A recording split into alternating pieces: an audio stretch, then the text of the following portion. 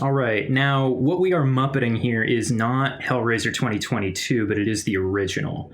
I don't think Hellraiser 2022 is as muppetable as the original is, and that is its biggest shortcoming, is that it's not muppetable. I fully agree. That's unironically. True. Unironically, the biggest problem with this movie is that it's not Muppet compatible. It's true, because in saying that, what we're also saying is that the characters are not as like strong in their own right, which I do think is true. Fair enough. Yeah. Not necessarily. I think they're not. I'm not going to say strong enough in their own right. I'm going to say they don't fulfill a very clean-cut stereotype of a character as much as well. Yeah, they don't feel as like exaggeratedly archetypal, kind of. We had an evil stepmother. We had an evil uncle. We had a shitty dad.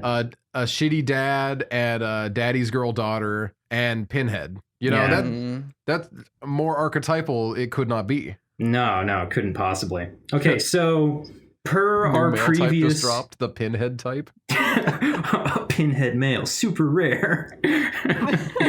Okay, so in keeping with our previous Muppet casting rules, I'm thinking original Hellraiser is just like Saw, sized such that I think more than 2 human actors being kept would be a mistake. I agree. And I think we could certainly get by with just the one, probably. Mm-hmm. I think Kirsty has to be the one that we keep. I feel like she's the one that makes the most sense, right? Although a part of me is like, how funny would it be if it's Frank? We got a full ass Muppet movie and then just fucking Frank.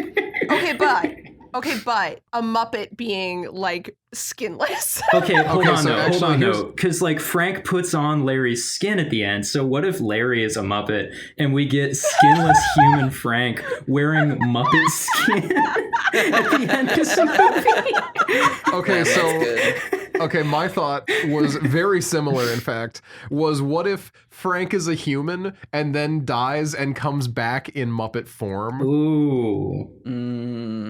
Oh, good. Because I like the idea of Frank existing in flashbacks, seducing Miss Piggy, who I believe would be Julia. Yeah. You think? Okay, you think we'd have Miss Piggy as Julia? Okay. Miss Piggy and then Kermit would be Larry. That makes sense. Okay. Now this is also what I was thinking, but I was thinking in keeping with Kermit being Larry, that means Frank should be Fozzie, because in multiple Muppet movies, Kermit and Fozzie are canonically brothers. So this is in keeping with Muppet movie tropes. Plus, it keeps with the movie trope because they look nothing alike. Yes. It does also. And they sound nothing alike. And plus, can we just imagine for a moment the resurrection scene playing out? We've got skeletal Muppet melting into existence, and then depending, it could be, just supposing it's not Fozzie like I just said. Imagine it's Kermit. Imagine at the end of the resurrection scene, we got this huge musical buildup, and we have this skeletal Kermit just flailing around like, "Wah!" I was just imagining the same thing, but still with Fozzie and him going waka waka waka waka waka. That's all you. That's the only Fozzie. Okay, there's only one Fozzie bit, and it's going saying waka waka. Yeah. Delivering bad jokes. Can I make one suggestion for a character? I want the engineer to be Cookie Monster. Okay, so this is a mistake you have made, Emma. You see, the Cookie Monster is a Sesame Street. Aren't they the same thing? They are connected, but they are currently legally distinct in the modern canon. It's like this square and rectangle dilemma where all Sesame Streets are Muppets, but not all Muppets are Sesame Street. Okay, I do actually kind of feel like again. I do feel like Cookie Monster is a good choice for the engineer, though. Actually, no, genuinely, I was thinking that's good. Actually, who's the big guy? He's like 13 feet tall. Sweetums. Monster. Angel Marie. Oh. No, Angel Marie's the ugly one. Oh, well, that's not very nice. I'm thinking of Sweetums. Okay. Let me try again. I think I got it this time. I think that Pinhead should be played by one of the Skeksis from the Dark Crystal. Okay, that's Jim Henson. That's not Muppets. Those are like puppets too. They are, yes, but they're not Muppets. What's the difference? The Muppets are Muppets. Are they on the Muppet Show or not? Puppets are puppets, but Never Muppets seen are a Muppets. That's the on difference. a Muppet Show. Okay, let's talk about the Cenobites, though, because I've got one that I will not back down on, and that is that the Chatterer must be played by Animal.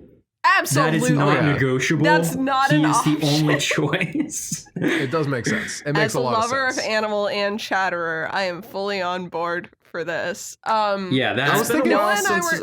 It's been a while since I've seen the first Hellraiser. Was Chatterer in the first Hellraiser? Yes. Yeah. Chatterer and Pinhead are the only carryover characters between most of the movies, actually. Chatterer is the second in command. The girl Cenobite from the Pinhead's first... gash is what it's called. I'm sorry I had to tell you this. That sucks. Yeah. The gasp is adapted from the girl Cenobite from the first two movies. Yeah.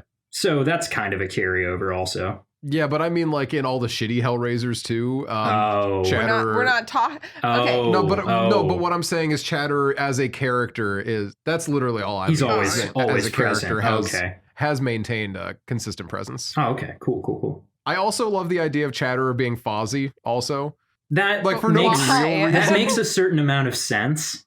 I cannot back it in good conscience. In a good way. Yeah, right. Okay, so the other Cenobites, though. Mm-hmm. Who do we think is a good Muppet for Pinhead? I said Gonzo, and I'm going to stand by that one. Oh, yeah. Honestly, if we did that too, Rizzo as Gonzo's second in command Chatterer also does work. Are you telling me I have to sit here and just keep biting at the air? Rizzo, you need to quiet down. You're making us look less cool. You're messing everything up. He ends up throwing him out a window at one point. Of course. Yeah. Okay. Yeah. I could see that for sure. Okay, but you're not gonna tell me that Sam Eagle doesn't already look like Pinhead. Ooh, that Sam really Eagle does as work. Pinhead is perfect. He's got the voice and everything. Oh, he really does. Like, he has the Doug Bradley. Yeah, he's got like the particular like gravitas to him. You know, he's the only Muppet that has gravitas. We have to make use of that. Yeah. I had to Google a list of Muppets. I know. I knew that's what you were Okay, doing. so I think Sam Eagle as Pinhead is a good choice, and if we keep Animal as the Chatterer, Gonzo and Rizzo could just be the other two Cenobites, and we could forget about the fact that one of them's supposed to be a woman. Yeah, there aren't a lot of women Muppets. We've run into this problem before. Yeah. We can also have an incorrect number of Cenobites and also have what's-her-face, Janice from the Electric Teeth, just be a Cenobite as well. We can do that. Gonzo and Rizzo combined to be one Cenobite in the movie. Because sometimes, you know... You opened it. We came... Gonzo, why are you talking like that? Shut up. I thought it would be cool. Yeah. And then Sam Eagle enters the room and takes charge of the situation. Exactly. I just remembered I said Fozzie Chatterer. I meant Fozzie Butterball. Oh, for sure. Okay. I want the merchant at the beginning who sells the box to Frank to be played by Elmo. I'm with that. I'll allow it. Okay. I'm with that. Yeah. Sesame Street cameos are fully allowed. Okay. So in keeping with that, then the homeless cricket eating guy who turns into the bone dragon at the end is Grover. I knew you were gonna say that. I fully agree. Well, because it works. No, that works. It works. He could be Oscar the Grouch instead, but like I'm Grover in my heart. We are all Grover on this blessed day, or Oscar the Grouch. Grover, I hardly know her. Damn. No. Okay, so this means are there that we any have other just, characters? I think that's all of the characters. So that means that we have just cast a movie in which there is a lengthy sex scene between Fozzie Bear and Miss Piggy. Sounds right. Do we all feel good about that? Yeah. Oh, and also at the end of the movie, Fozzie skins Kermit and wears his skin. Yeah. Yeah. That sounds great.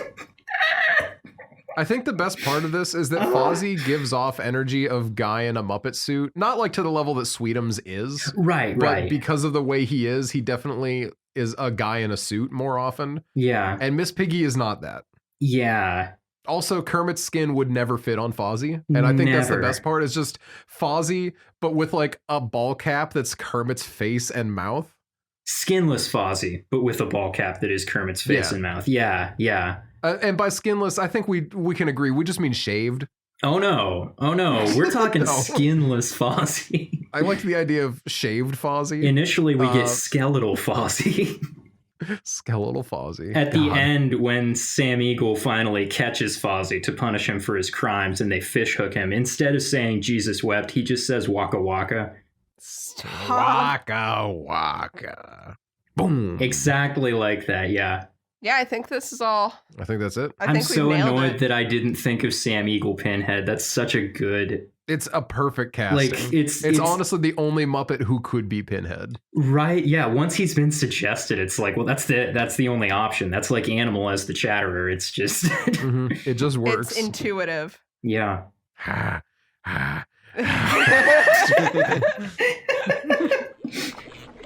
It's me, Frank. Waka waka.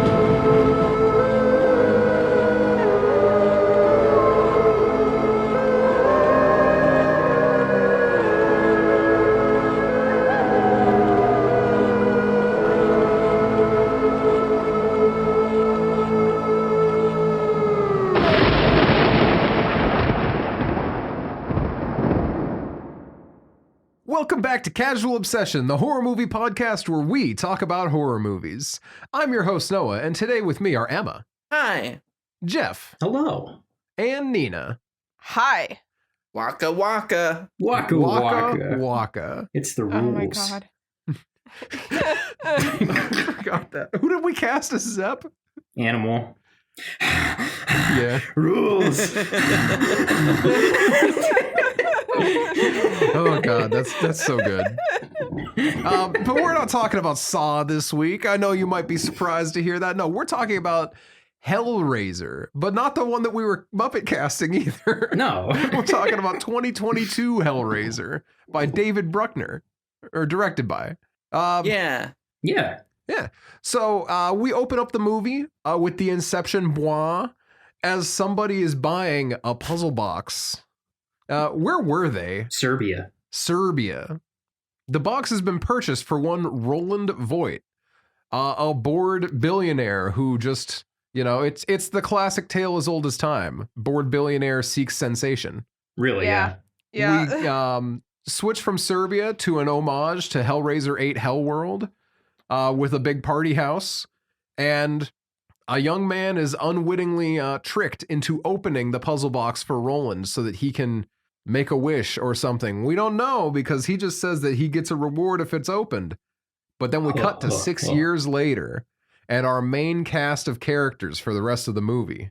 Mostly, we're going to focus on Rye for this because Rye is in a bad way. Rye is currently in rehab, 12 months sober, as far as we are informed by the movie.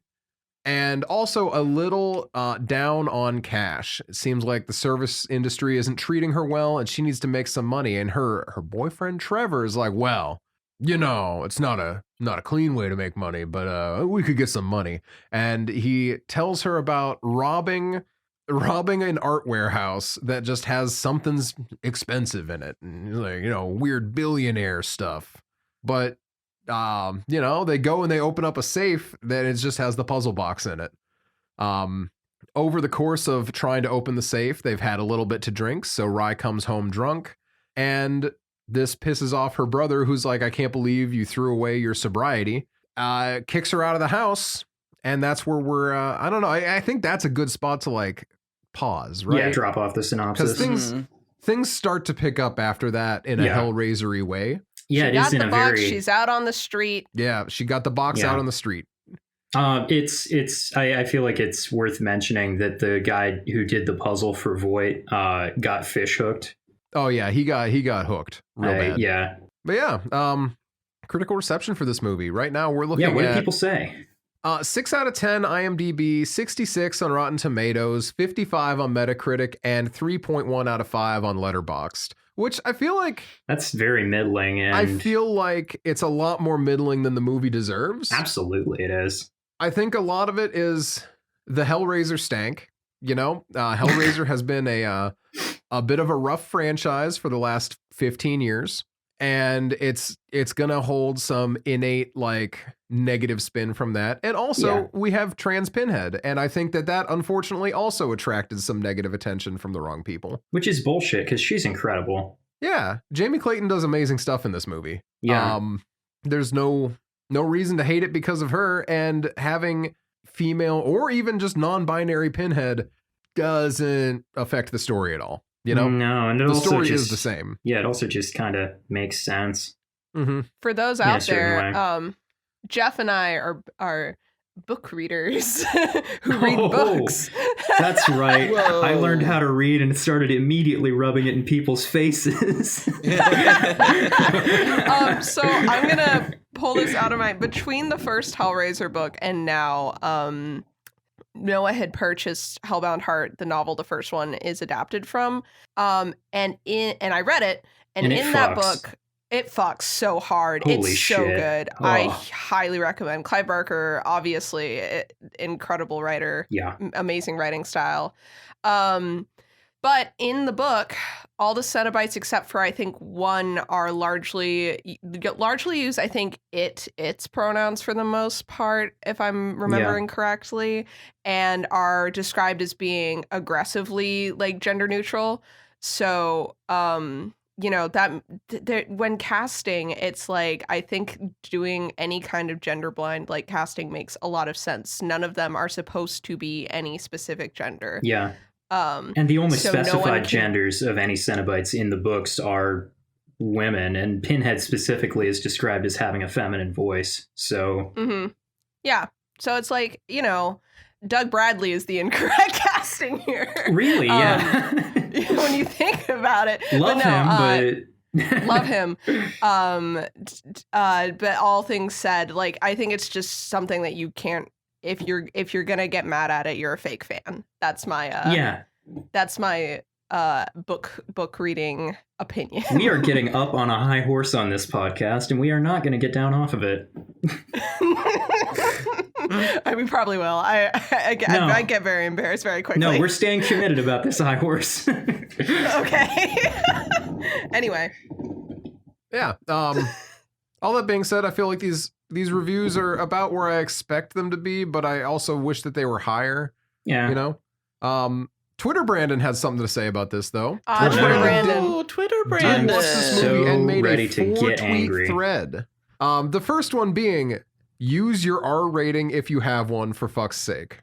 And then, I don't know how movies from 30 years ago go harder than most now when they should be pretty okay with pushing the envelope a bit. Keep seeing movies that are almost great by being held back by a refusal to not hold back. However, anyhow, new Hellraiser is mostly pretty good. I liked it quite a bit. I just kept waiting for it to go over the edge more than it did, and maybe that's on me.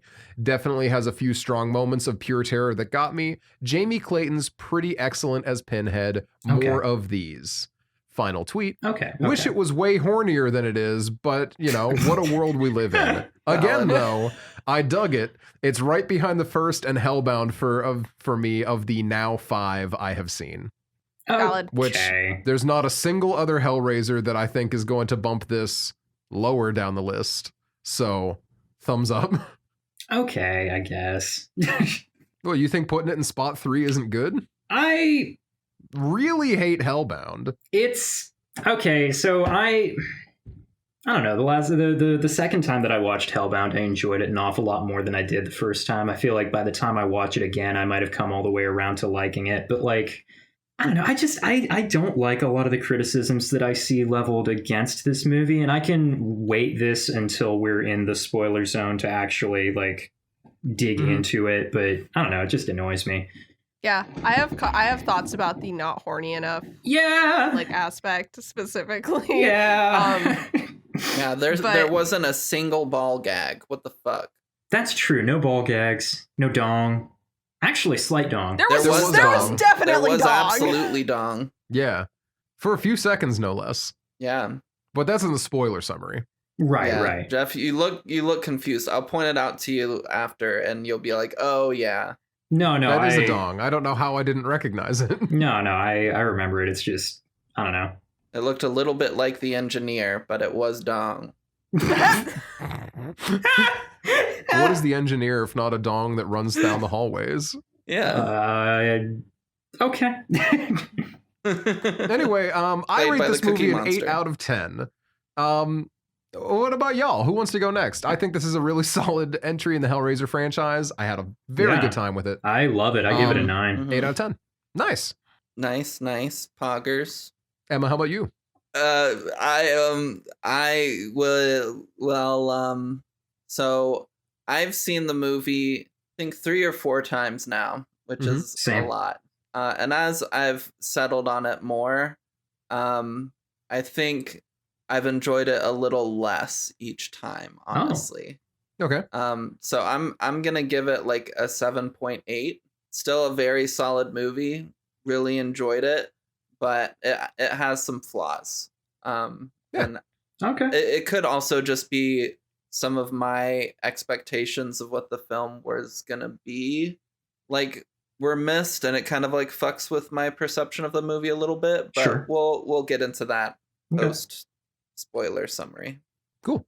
But Nina, what about you? Yeah, I really like this movie a lot, but I think 2 things affected my enjoyment the second time. One, I saw Hellbound between the first and second viewings of this movie, and I loved it. And it made me realize that I really like the first 2 Hellraisers, like, a lot, especially together. And I think that made what I liked about this movie less impactful. There were specific things I liked about this movie that I didn't realize were also in Hellbound and done differently and also more intensely in Hellbound. So I think this movie, I still love it. It did go down a little bit for me. I think we're at like an 8, maybe like a 7.5, somewhere in there.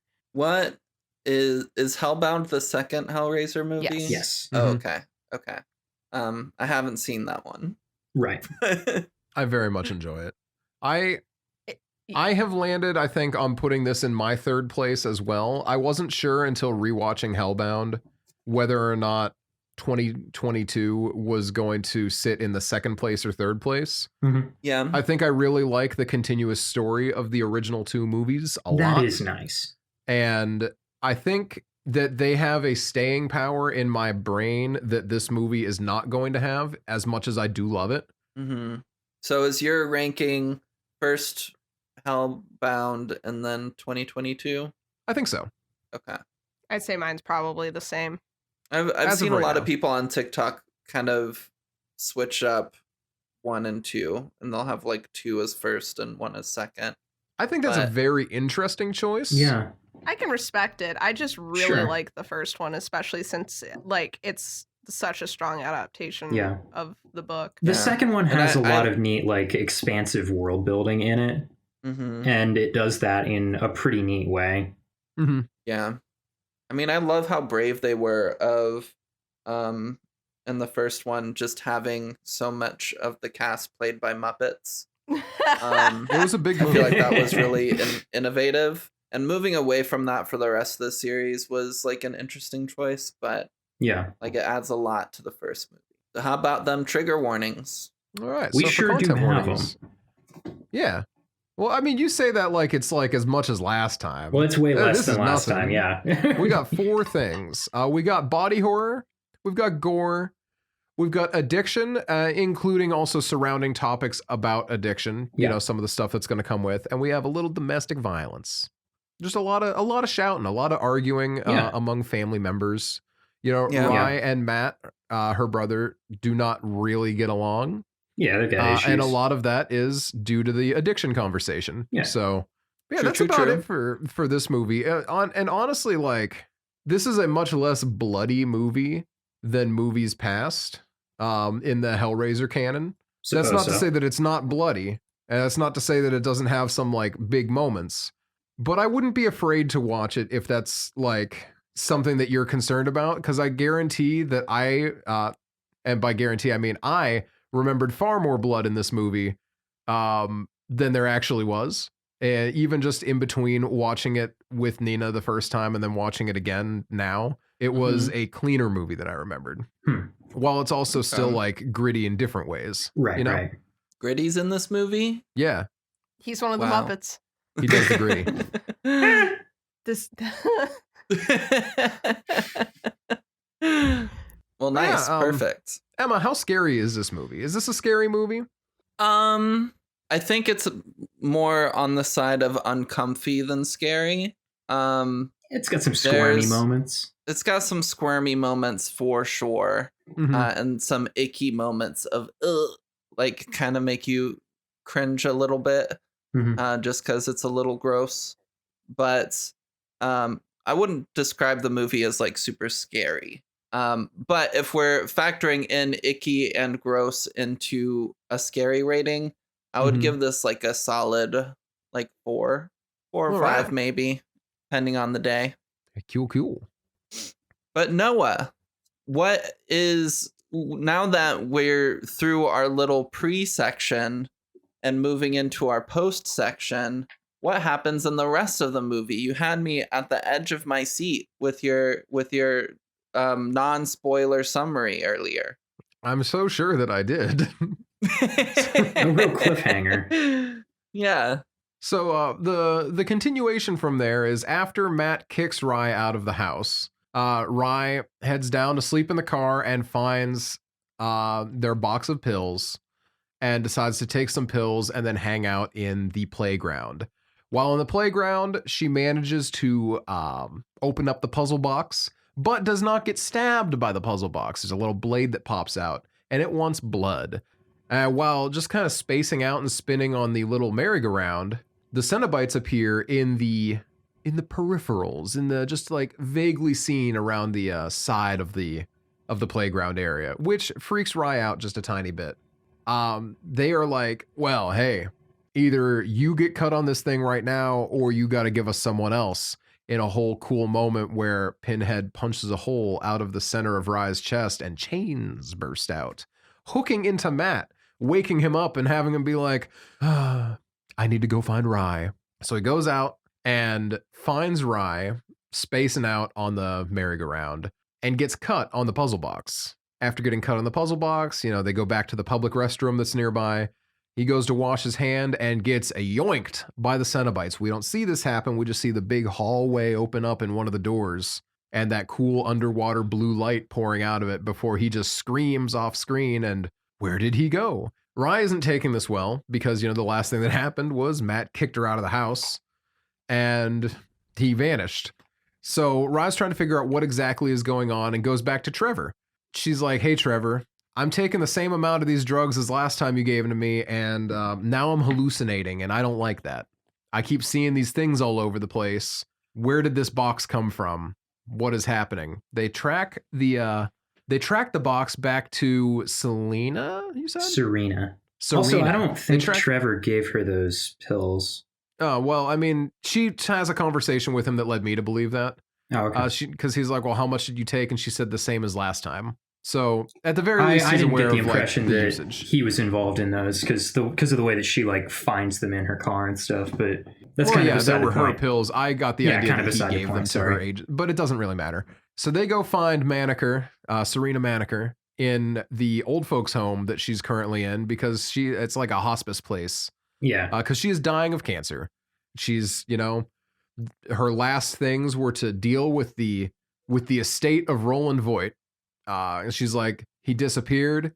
He sucks ass. I hate the man. The least I can do is make his stuff, just store it and make it disappear for the rest of my life. Why did you open that box? That's not the first configuration. You should have put that back. And she takes the box after tricking Trevor into leaving to get her some water. She stops fake coughing and tells Rye, hey, listen, don't play with this. This is bad. You don't know what you're getting into, and starts to solve the box. I don't know if she was trying to send it back to configuration 1. She or said if she was just going trying to reset advance it. Yeah. But she accidentally ends up getting cut on it, which means that she's the next one to get yoinked. in an actually really cool scene, I think, that I'm not going to do any justice by trying to describe it. Very, very cool, though. I love the room transformation scenes every time the Cenobites show up. It's so cool. Like, there are windows that look like a big wall comes up behind them and things get dark. We get that soupy blue underwater light again. Yeah. It really... The way that walls open up and turn into giant brick corridors. It's so cool. It's so good. Her like sneaking around during that scene and everything gave me big Dead by Daylight vibes. Yeah. Specifically, like, I think it's a hospital level or something. Yeah. I know the one you're talking about. Yeah. Yeah. It just reminded me of that. I was like, oh, this is cool. Yeah. Yeah. It was super neat scene. But you know, Rye and Trevor are like, oh yeah, because Rye's telling Trevor what happened. She's like, she ended up getting cut on the stupid box, but they checked the box and it has progressed. They check back in on Maneker and she's gone. Yeah. No one knows what happened. So, but now they have a name. And Rye is Googling Roland Voigt to figure out what exactly is up with this weirdo. And it turns out a lot of other people disappeared around him right before he disappeared too. So she's like, hey, I think he killed people, and I think this box is connected to it. Here's 4 people confirmed missing. Who knows how many other people are missing? However, in this examination, Trevor's like, nah, I'm not going to be part of this. We got to just throw the box away. So Rye goes off by herself to go infiltrate Roland's mansion. Doesn't have a really good time there. Finds a whole bunch of Cenobite lore in a little notebook. Because Roland's been looking into these guys for a long time, it is revealed. Like, this man has an unhealthy obsession with these, oh God, what are they called? Otherworldly travelers of experience or whatever? Explorers on the outer regions of experience? Yeah. On Sensations Rim? Yeah, that's Demons exactly to it. some, Thank you so angels much. to others. That's actually another thing Maneker jobs. says. They do be knowing about that. Yeah. I saw someone describe Hellraiser as the lengths that straight men will go to avoid getting pegged for sensation or something like that. Oh, that's funny. And it's like just using Roland Voigt as the example. Where's the peg Cenobite? We need one of those. Wasn't that Chatterer in this movie? He had a big old tent down there. It was just stretched skin on stilts or something, but you know, it was there. Yeah. Anyway, though, she heads there, she looks into all this stuff, and all of her friends and Trevor end up catching up with her. And Colin, who is Matt's boyfriend, is like, hey, let me just talk to her real quick. And they're in the basement talking about it, and basically he's like, hey, Matt's missing, and I get that you're shook up by this. This weird supernatural stuff is not the direction to move in. We need to take real world, like, serious steps to figure out what exactly is happening. Unfortunately, in the meantime, the box is upstairs and gets snagged and stabbed into the back of their other roommate, Nora. They got to get her out of there. They pop her into the car. They're all running away together. And she gets just yoinked right out of the back of that van. Once again, very cool. That was a really cool scene. Very cool. The van just stretching, doing that like cool thing. Yeah, because eventually she's just in the hallway. I was just gonna say, because I feel like you can always hear nerds being like, well, if you cut yourself on it, why don't you just drive away or something? They won't be able to catch you. Yeah. And I like that this showed, like, no, you're not fucking safe no matter what. I love that so much, because this movie's like, yeah, sure, you can run away. Remember, this is supernatural stuff. Yeah, you cannot run away from the supernatural. Yeah. And I loved that. Yeah. But this is also the first scene that we get to see Pinhead in all her glory. Love that. Incredible. Just takes Nora strung out on a bunch of chains suspended in front of her. Incredible. Nora starts reciting the Lord's Prayer, and then Pinhead's like, what are you praying for? And Nora's like, salvation. And Pinhead responds with what is that? Like? One unending joyous note? That's so fucking boring. The body can be made to experience so much more. Yeah, the full line is so absolutely incredible. I love it so much. Jamie Clayton deserves things for that scene alone. Oh, it's so good. But then, Rye looks in the rearview mirror and sees Nora suspended way far away with all the Cenobites and says, oh no, wait, turns around, right as the skin is ripped off of Nora's back, blood sprays down the back of the van, and that's it. And they don't know what happened. They just see blood everywhere, and Nora's gone. So Ryan's like, I'm going to get rid of this box. I'm done. No more puzzle box. And then Pinhead appears and says, hey, bitch, that's not how we're playing this game. You got to keep stabbing people or I'm going to stab you. And that's what happens. And I love that scene so much because Pinhead's just like, hey, you don't have to play the game, but we're playing the game. So you're either you give me someone else or you're out of the game now because we're taking you. I'll give you a few minutes. They then find out if you stab a Cenobite, that counts. And poor Chatterer, rest in peace, best boy, gets torn into like 13 different pieces by chains. He does. In a really like ritualistic way. He's got them backed into a corner, is chewing on Trevor's arm, blood spraying everywhere, and then they stab him. He goes dead still. No more he just more like teeth stuff. Silently backs away and waits for it to happen. Backs away and poses.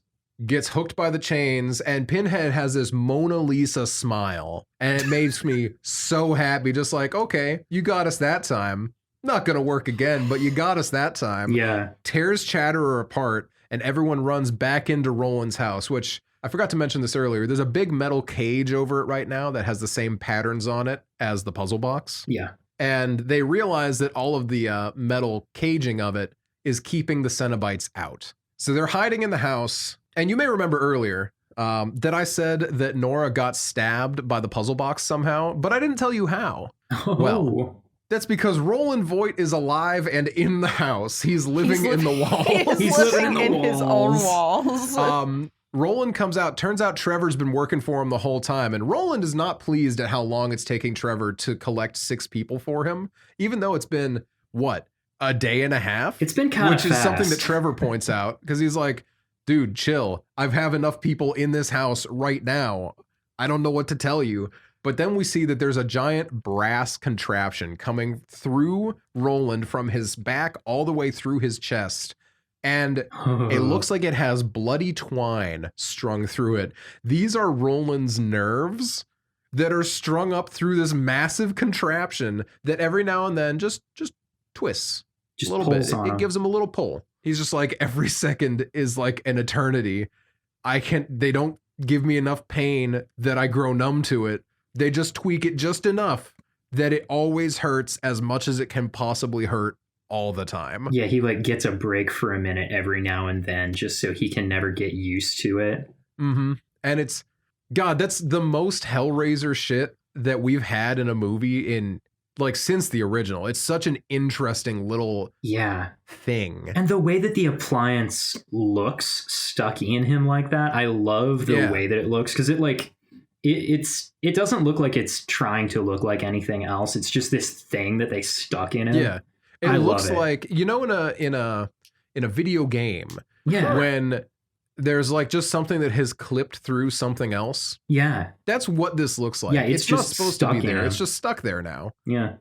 And if you look, a lot of the other Cenobites have similar appliances stuck in them doing other things. And I think that's very, very neat. Yeah. I think a favorite thing of mine, just as a side note, is how he has tailored his suit. He's cut a hole in his suit jacket so he can wear his suit over the fucking appliance. Yeah. It's so good. It's stuff like that like I think it, you know, just I love the characterization. I don't need an explanation as to why that happened. It's just very in character that it did, and I'm happy. Yeah. But you know, he comes out and tells Trevor, you don't have any, you need to step up the pace here. You need to make something happen. But since everyone realized they can stab a Cenobite to make it happen, they decide to go and trick one into coming in and stab it and just keep getting rid of them one at a time, which obviously isn't going to work for them again, but they're going to try. They got really close. Well, and actually, I don't think the plan was just keep going one at a time. The plan was at the time you only need one more. Yeah, when the priest spoke to Riley, she told her 2 more and you get your brother back. And then she got the Chatterer, so they're kind of like, okay, we only need 1 more and then we're good. Because they still haven't realized that Voight is there. Yeah. With the exception of Trevor, who is a dirty, filthy traitor. And that's when we get, thus enters Asphyx to the arena. One of the cooler new Cenobite designs. I love the Asphyx. Also with a big brass contraption. Yeah. But looks like it's just a razor wire thing holding it in this like prayer worshipy position as it like gasps its way through the hallway. Yeah, it also has its lungs pulled out through its back and over its head. Very, very cool. But once it comes into the house, those wires snap and that thing just goes gangly mode, chasing after everybody. And they manage to catch it in a doorway, but unfortunately, Rise dropped the box and doesn't know where it went. Because Voight picked it up. Voight came in and stabs Colin and he's like, all right, let's make this game happen. Open up all those doors. Let's let all the Cenobites in. Trevor, what do you mean you let Colin get away? I need him here because we're cutting a deal here right now. But since this is the final configuration, this summons Leviathan.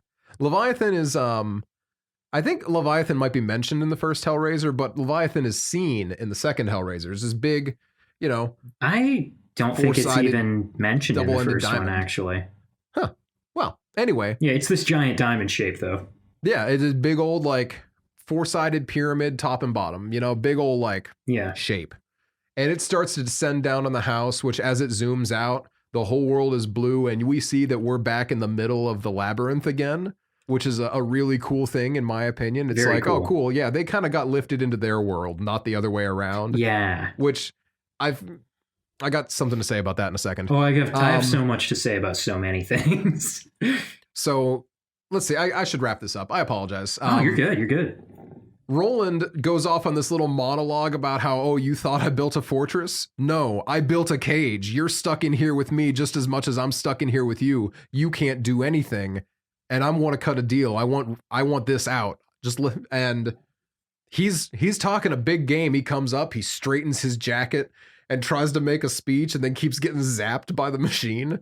But he's not letting it hold him back up until Rye opens all the doors and tries to go down and help Colin and save him from the Cenobite chasing him. Yeah. And suddenly Roland's on his hands and knees begging to just be allowed to die. And Pinhead's like, hey, you crossed a threshold. We can't go back after you crossed a threshold. How would that look on us? You can't return a gift. You can only exchange it for a new gift. She sounds very offended throughout this as well. Oh, so offended. She's very offended by the fact that he doesn't like having this thing. I love how personally this Pinhead takes everything.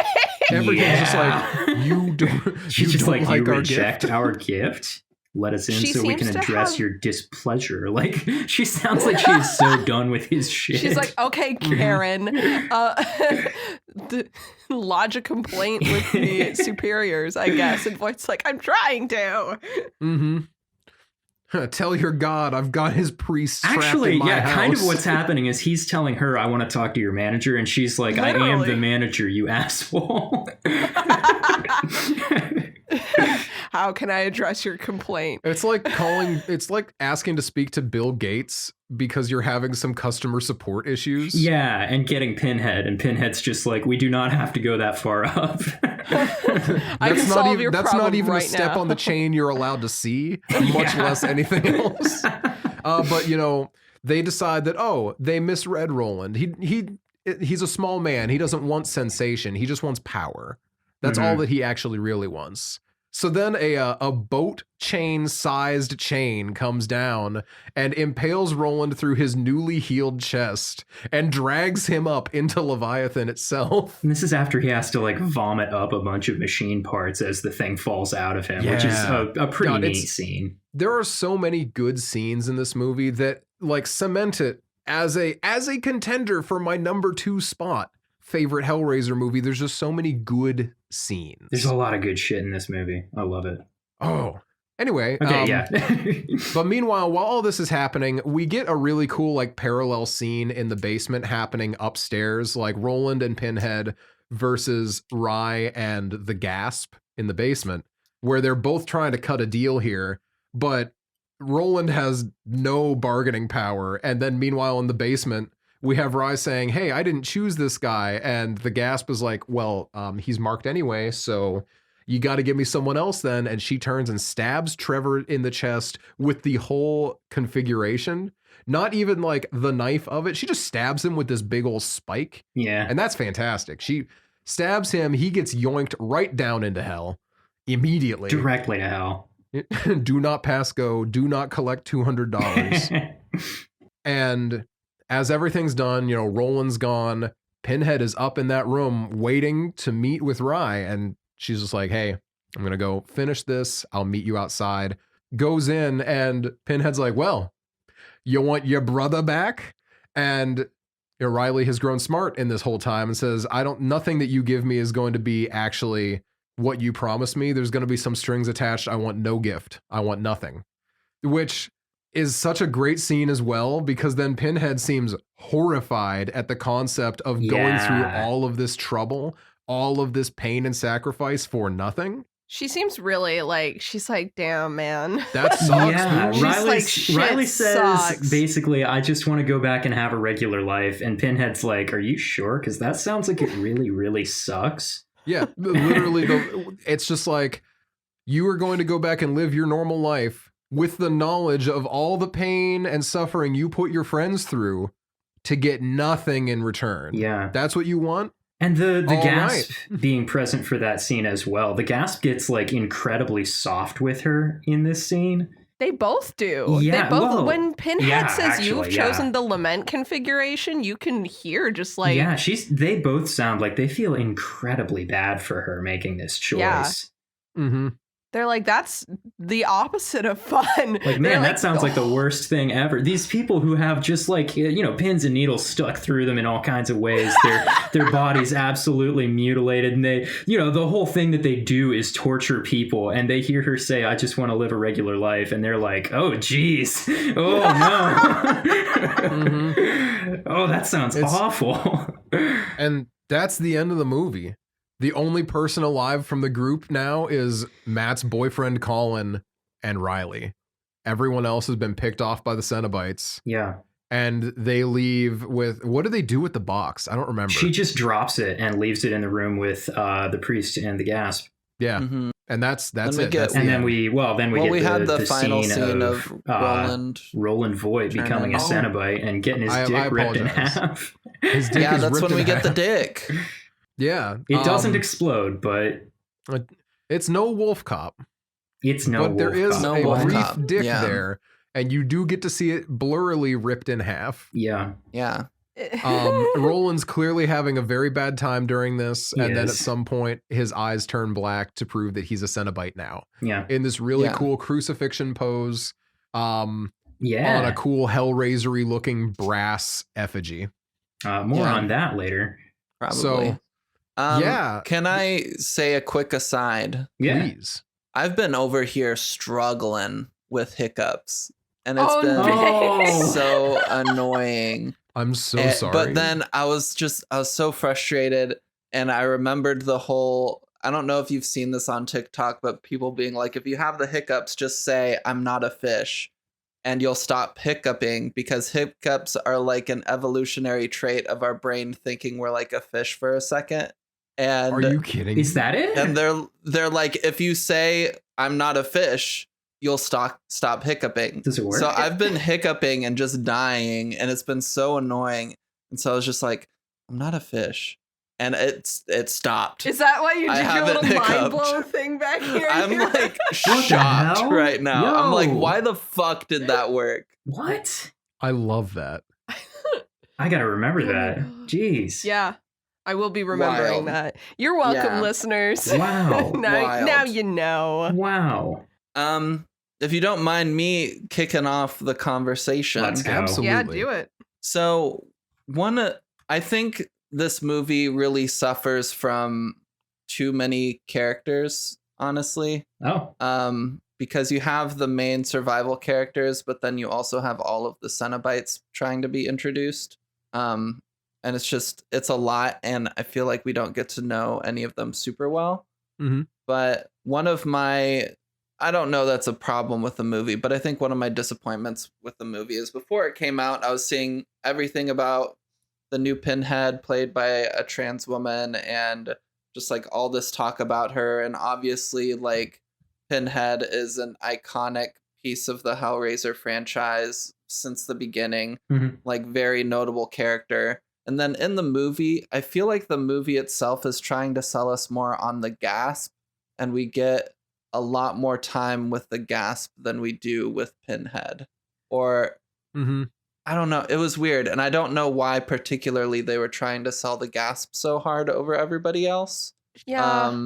It felt like they were kind of trying to pull Pinhead into a more like separate leader role for a late reveal. Oh, hey, here's Pinhead now. You fucked up. Pinhead's now in the game is kind of how I interpreted that as. But it almost would have worked better if just all of the Cenobites had been a lot less explored. Yeah. Rather than focusing on one of them so much. Because I like mystery Cenobites. Yeah, you know? kind of guessing what their thing is. Instead of with each one, they made sure that in a scene, they drew a lot of attention to that Cenobite's thing. Like the Weeper had a pin that it pulled out of its eyeball, and then its like hand split open. And God, like I love Weeper. That's really cool, but you don't need to also then. I think the problem is really just giving all of them speaking parts. Like, you really probably just needed Pinhead to have, like, a lot of the speaking. Like, the scenes where it's like, oh, save your breath for screaming and stuff. But I also do think, like, I don't know. I do think that I remembered Pinhead being in certain places that she just wasn't when I rewatched. I do think that there are certain things that, like, when I was first watching it, I was just hungry for more Pinhead. So whenever she showed up, I was, like, hooked, if you'll pardon the pun, on every word, and her like interaction with Voight, and like, okay, I'm gonna try not to get too like fangirly over Pinhead, but like when she we're all gonna do her it fingers when she does the thing, like, when she like tips his chin to like look into his eyes, I was like, like, oh God, I'm gay. Yeah. Okay, so just counter opinion. I like that we got more from the other Cenobites, and it feels less like this one person that just has all this power over all these others. It feels more like the Cenobites are a group of people with their own like I don't know, different dynamic than just a full-on one person in charge hierarchy. You know? Yeah, that's true. It felt I feel like. I liked getting more from more of them rather than having to focus on just the one. I felt like the amount that we got from Pinhead was good, but that's me. So yeah, I feel like I would have, if they wanted to do the movie where like 90% of the Cenobite kind of action we get is from the Gasp or the Shriek or whatever her name is, the Gasp. And then towards the end, like Pinhead comes in and it's like a bit of like a cameo kind of like big like moment. I would have been cool with that, because then we're getting to explore the story with like just one Cenobite. But for this, people keep calling it like a reboot kind of. I don't know like what it's categorically actually supposed to be. It's a reboot. Yeah, functionally. I remember mentioning this before, going off on some like holier than thou tangent about being the guy that's seen the movies. Yeah. And then I realized I never actually finished it. So I'm just kind of like being an asshole right there. My bad. But all the other movies are like tied together by the consistency of like characters, because there's nothing else to connect them. Most of the scripts were not Hellraiser scripts. They were horror scripts with Pinhead added in. Yeah. So this one is definitely a conceptual reboot, in addition to like, just you could argue at the existence of the other movies kind of, because the puzzle box does lend itself to that. But I think it's very safe to call this a reboot versus just a sequel or a requel even. Yeah. So for a reboot, I think it hurt itself trying to show off and highlight so many Cenobites, when I think they could have just stuck and focused on just one or two, and then they could have put more effort into the characters, because I feel like the biggest complaints I've seen of this movie have been that none of the like human characters really stand out at all, or like you don't really want to root for them necessarily. Okay, this actually leads me to something that I wanted to talk about. It leads me to something I wanted to talk about as well. Cool. Oh, so, perfect. Something that I have an issue with this movie is the same thing that I have an issue with a lot of these like requels and reboots. Are all the protagonists, even if they have their own separate issues or whatever, everyone's starting to kind of feel the same to me.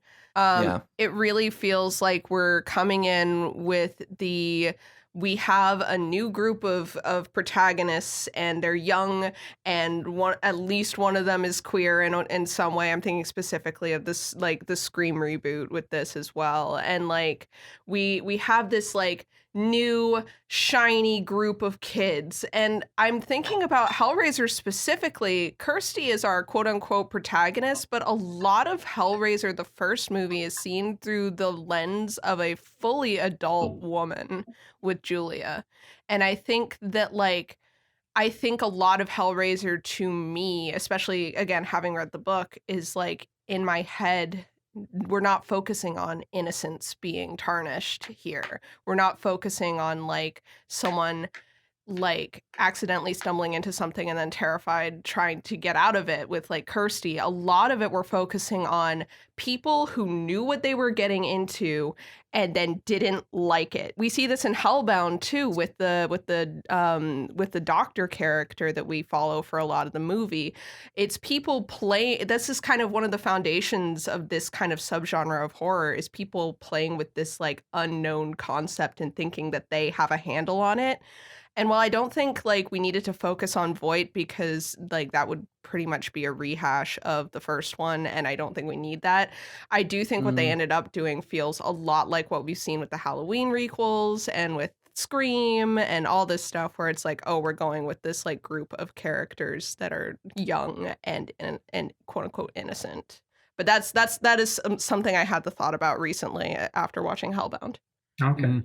I think on the subject of too many Cenobites being showcased, I think that that's kind of a problem that Hellraiser's always had, is there's always been a lot of Cenobites that I'd like to know more about, but I never do. And I really do think that is an attraction to it. I think that it's, for me, it helps knowing that there's so much more to the world than I will get to know in the movies. It's what's almost gotten me into getting the comics and stuff like that. It's one of the reasons I'd love to read the books, is that I know that there's more to the world than I'm ever going to actually get. So the fact that none of the Cenobites really got as much time, one over the other too much. I mean, like the Mask, what the fuck is up with that dude? Yeah, what's his deal? A face. I love that. I don't ever need to know more about him, because there's like a lot of weirdos like that in the black leather era as well. Sure. Where sometimes you'll get like an explanation for why a Cenobite looks like that. TM. But more often than not, the ones that you do get explanations on, it's just like, oh, I wish you hadn't told me about that. That's just, that sucks, man. That like, you made these two guys into twins by silly puttying their heads together. That's stupid. That's kind of how I felt about that's like the one thing I hated about Hellbound, was trying to be like, they used to be just normal dudes. And I'm like, I refuse to acknowledge that, actually. One of those things where you knew it had to happen because they had to come from somewhere. Right, but I don't want to hear about it. I definitely don't want to see Pinhead before he was Pinhead. Don't show me that. Sir Douglas Bradley. With hair. I know what Doug Bradley looks like. Don't show it to me. I gotta be honest, Doug Bradley looks more like Pinhead now as a normal person than he did as an actor without the prosthetics. Oh man, I am now looking at him and you are very much correct. He looks like a bulldog who is Pinhead. Very British. Jeff, I see you wanting to talk. I really like not getting too much from any individual Cenobite. I like having that many of them and just having enough time with each of them to realize what's going on that's fucked up with them, you know? I feel like getting too much of any one of them will inevitably just ruin them. Kind of like what Noah just said about what happens in the shitty sequels. I feel like if this movie would have given us too much of any one of them, even if it was someone as good as Pinhead, they might not have been able to hold up the kind of mystique that the Cenobites have to have. You know, they kind of subsist on having a certain element of mystery to them.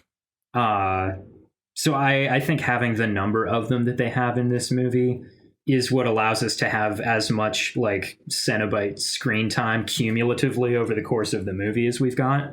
Because I think if we were to take that same screen time and just give it to a smaller number of Cenobites, it wouldn't have worked the same way. Again, that's me. Yeah, I think that's just a difference in opinion between the two of us. Yeah. I mean, also that's one of those things that they decided to do in this movie to be a little bit more faithful to the book than the original movie, because that's something that they put a specific effort into, actually, is they wanted to do a bunch of things that were sort of referential to the book and specifically not emulate the original movie too much. And in the book, there is almost no specific focus given to any one particular Cenobite at any point. They kind of the priest is not the main Cenobite in the book. Yeah, the Pinhead character is mentioned all of like twice in the whole book. Yeah. Got it. Yeah, that is definitely a thing as well.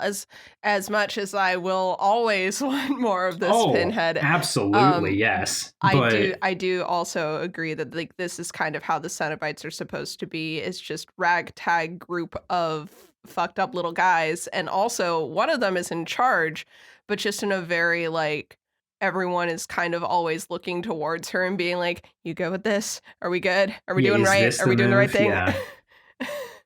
You want me to go in there? I should go in there and fuck him up, boss? And the priest is like, priest is like, maybe don't go in there, but like, yeah. That's interesting because, like, from somebody who's only watched the first movie and knows the others semi just through reputation. Yeah. And then this one, I was really wishing that Pinhead had some sort of visual difference to them. Like, I would have been totally happy or like super happy if they kept Pinhead in some like leather rather than kind of kept them the same as all of the others. I do miss the leather. I miss the leather a lot. I don't. I like the flayed skin clothing. It's cool. It's a very cool design. Yeah. The way the movie frames the Cenobites and Pinhead in particular, I feel like it expects you to already know that Pinhead is important. Yes. It kind of for somebody who's, but like for somebody who goes in that doesn't know that already, I feel like it'd be a bit of a confusion point of like, why is this one in particular like important? I agree. And I feel like having some sort of visual distinction would have helped to like help somebody understand just visually, like, oh, okay, that one's special somehow. Because there were a couple of cool different design things. Because there was like the brass throat plugs. Yeah, that no one else had. But like, if you look, she's got those on the back of her neck as well. Yeah, I don't know if they're maybe like posts that go all the way through. Yeah, it kind of implies that it just goes all the way through. I think that's very neat. Flip side, that's a very minor cue. Yes. That doesn't stand out in the same kind of like... Well, because they're all different to some extent. Yeah, that's the thing, is because they're all so well designed in this movie and so different and like so much more. There are a lot of things that I think they perfected about the Cenobite kind of design that was started in the first one.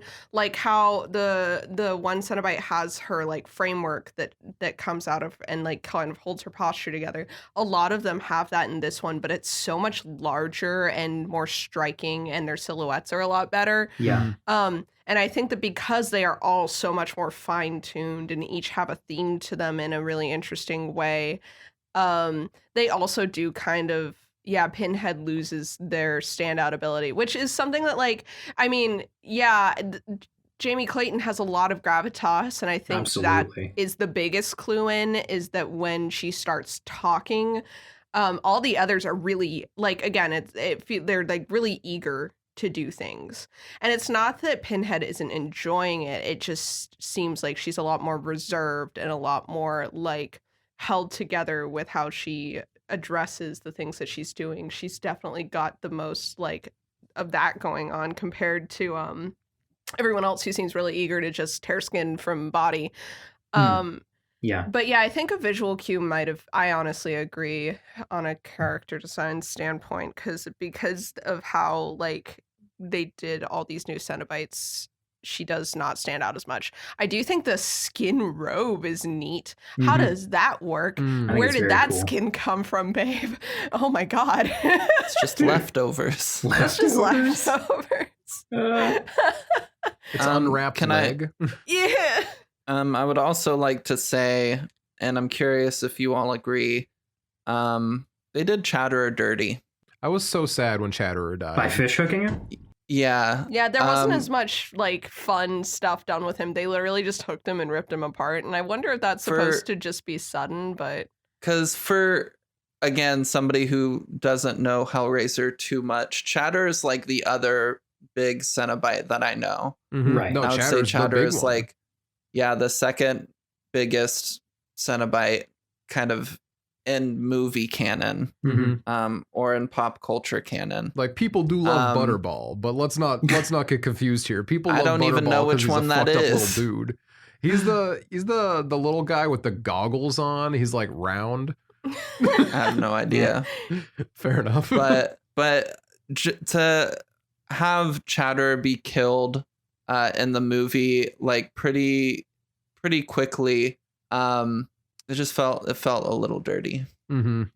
to me, I feel like if they aren't going to do any others, it's fine. But if they try to do any sequels, it's like, why'd you kill Chatterer in the first one? I kind of feel like if they do a sequel, they could bring him back easily enough.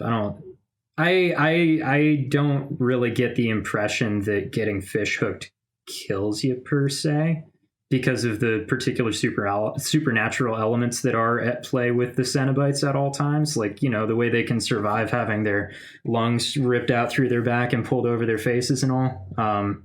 Maybe. But that's, I mean, I could see them like doing something and being like, oh, he's still alive. Yeah, I mean, like, there's just between the movies and the book, there's like, I feel like there's enough to suggest that it's possible for him to have survived. I don't know. Can I go off on like a thing about the Cenobites real quick?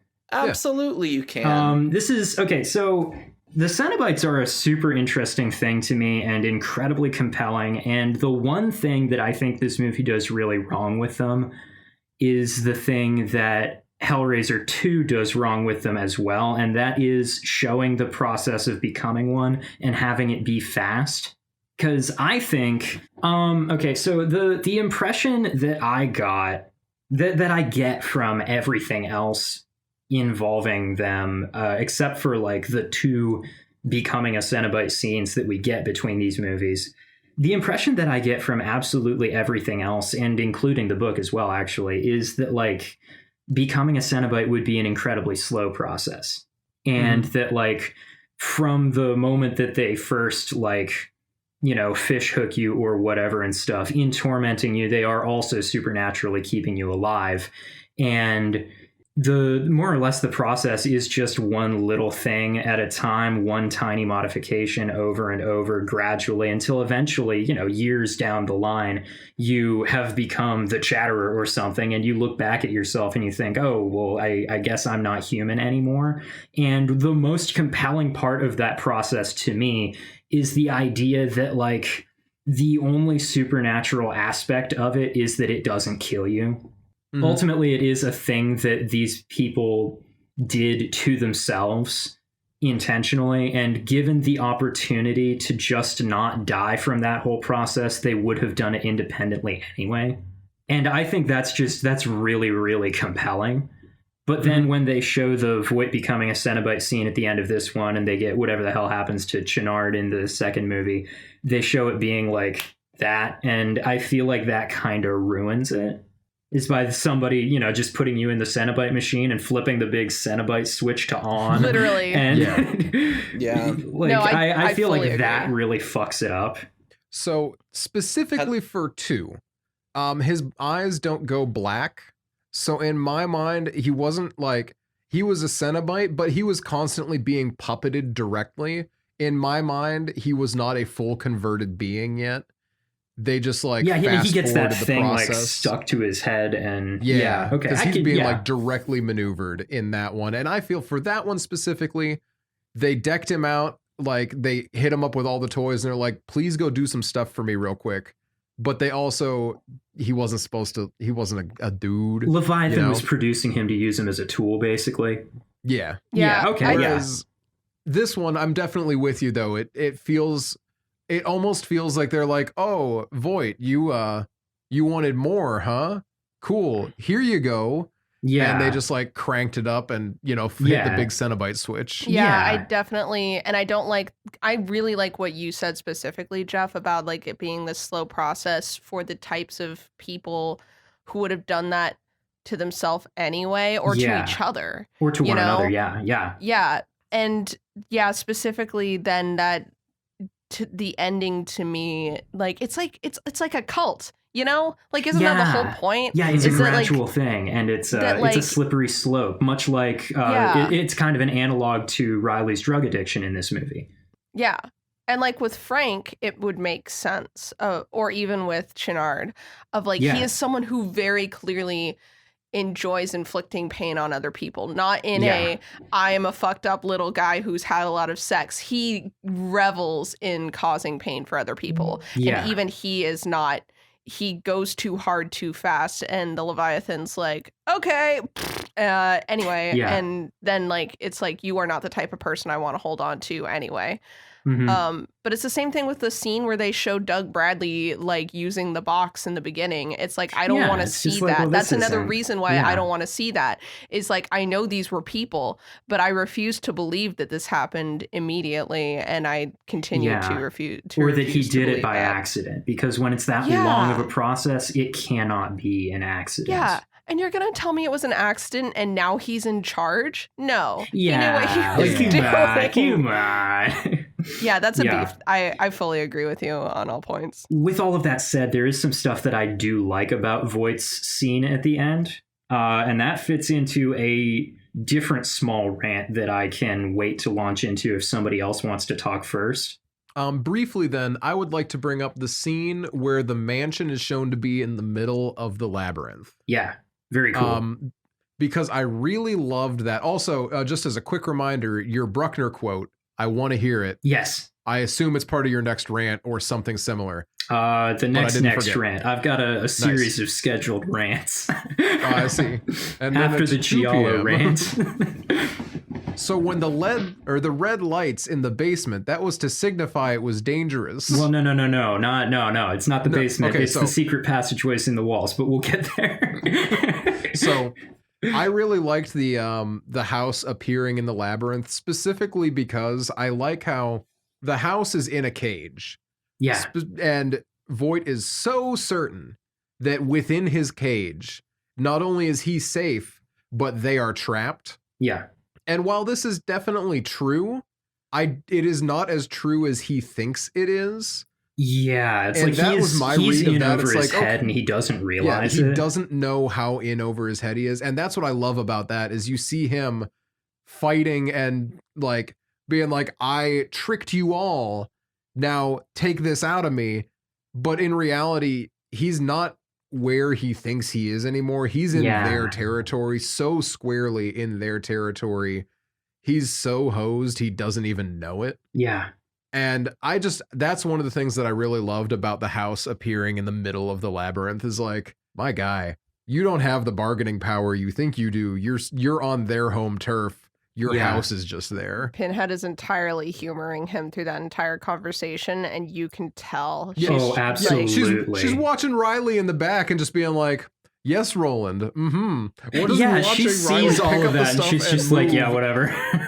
She literally is like, you want to lodge a complaint, huh? You don't like the gift? Yeah. When we were talking about Cenobites just now, Emma, you were trying to say something, I think. Do you still? I don't remember anymore. Sorry. No, it's fine. All good. Okay, I just wanted to, before we like moved on to Jeff's next thing, I wanted to see if that was still on the table. No, I don't. Yeah. All right, so I've got a series of like small interconnected rants. I've been like trying to consolidate them all into a single one. We'll see how well I can do here. I'm just going to talk about the soundtrack here for a minute. The soundtrack of this movie, very neat. I have, just for full context, for the last like 2 days, I've been listening non-stop to the soundtrack from the original Hellraiser and from this one. Okay. To compare them. Obviously, this one is extremely referential to the original one, and the alterations that are made to it feel, to me, very similar to the alterations between the original like Halloween soundtrack and the current Halloween movies. Yeah, just like Halloween Kills, make particularly. Them a little bigger and different. Yeah, I think it's been modernized in a very cool way, very neat.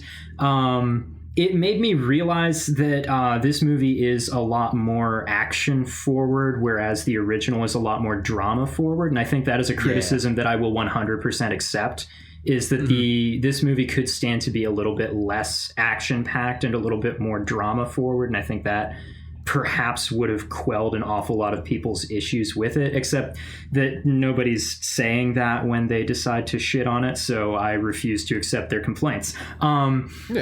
This one, though, there are moments where I think the soundtrack actually feels like a little bit much, which I love. And that's very neat. But the big thing is, I don't know if you guys all paid attention to this, but the soundtrack is, in this movie, the music is at its most prominent and at its most Hellraiser-y, basically, when there is, like, puzzle box and Cenobite related shit happening. Like, the more Hellraiser shit is happening, the more the soundtrack gets Hellraiser-y and the more prominent it becomes. Whereas, like, in other parts of the movie, when they're doing regular world stuff that has nothing to do with the puzzle box or the Cenobites, there's no music. Also, the soundtrack picks a perfect moment to like needle drop the original theme really heavy, right as Leviathan appears too. Like, very neat. Okay, it's hinted at throughout the rest of the movie, but that's the scene where it like full volume just hits you. Yeah, it hits the big huge main theme when the Leviathan is present, when Pinhead is around, that kind of stuff. Very neat. Okay, but also, I mentioned the Giallo thing. Okay, when there's nothing Cenobite related going on in the movie, the colors in this movie are all very muted. The Cenobites show up, the music starts playing, and suddenly we get more creative cinematography, we get more colors, we get colored lighting thrown in all over the place. We get all this like more interesting visual stuff coming in with the music, with the Cenobites. Okay, and this fits actually into a couple of lines that Pinhead says. In the "What do you pray for" scene, the way she's like, salvation, what would that feel like? One joyful note without change, without end. There's no music in that. And then, like, referentially to like the salvation thing, in the final scene where we see Voight becoming a Cenobite, he's in that cruciform pose, which traditionally indicates salvation, and he's in a setting that's all full of like washed out white lighting and clouds, which would traditionally indicate heaven. Both notions that Pinhead mocks in the "What do you pray for" scene. I am fully aware that this may be nothing and I am digging way too far. I don't give a shit. I can dig if I want to. Dig that hole. Okay, there is stuff in the dialogue to suggest that I think the priest is trying to pull Riley toward becoming a Cenobite. Yeah, I think so. And that Riley is in a way legitimately tempted by it. Because I think that's kind of what the movie is kind of like trying to say with the like the muted colors and stuff. It's trying to give us the idea that like the world the Cenobites live in is a lot more colorful and a lot more interesting than the one that we live in. And there's I don't know, just a lot of stuff that the priest says to Riley, like, you know, accept the pain that you've wrought, greater delights await. We wish to see you proceed. We wish to see you proceed. What does that sound like it means? You know? Also, what's that? I was gonna say, because it could just mean proceed with the configurations. You know, like it could get through all 6 configurations. But and why move her on. specifically? The priest is very interested in Riley specifically. Why do we suppose that might be?